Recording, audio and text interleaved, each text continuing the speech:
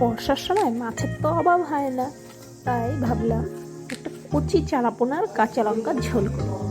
তো মাছটাকে কেটে নিয়ে ধুয়ে পরিষ্কার করে রেখেছি, এদিকে লবণ হলুদ মাখিয়ে নিয়েছি। আর পেঁয়াজ কেটে রেখেছি, আদা লঙ্কা রসুন। পেঁয়াজটাকে বেটে নেব, আর আদা কাঁচা লঙ্কা আর রসুনটাকেও আলাদা করে পেস্ট করে নেব।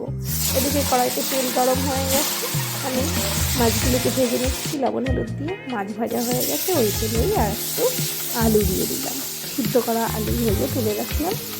এবার কড়াইতে আর একটু তেল দিয়ে পেঁয়াজ বাটা দিয়ে একটু লাল লাল করে কষে আসা পর্যন্ত ভাজতে থাকবো। তারপর দিয়ে দেবো কাঁচা লঙ্কা রসুন আদার পেস্টটা। ওইটা ভালো করে কষা হয়ে গেলে একটু জল দিয়ে দেবো। তারপরে লবণ হলুদ দিয়ে টকবক করে ফুটে উঠলে আলুটা দেবো। আলু দেওয়ার পরে মাছগুলো একে একে ছেড়ে দেবো। তারপরে একটু 1 মিনিট মতো ঢাকা দিয়ে রাখবো, যাতে ঝোলটা একটু গাঢ় হয় আর টকবক করে ফুটে সব কিছু ভালো করে মিশে যায়। এইভাবে একবার রান্না করে খেয়ে দেখো বন্ধু, তোমরা দেখবে শুকনো লঙ্কার থেকেও এটা বেশি টেস্টি হয় এবং হেল্পফুল হয়। 1 মিনিটের জন্য হেলথের জন্য খুবই উপকারী।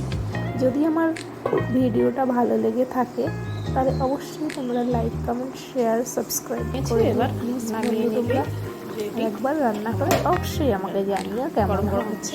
পরিবেশন করো, কেমন লাগে দেখো।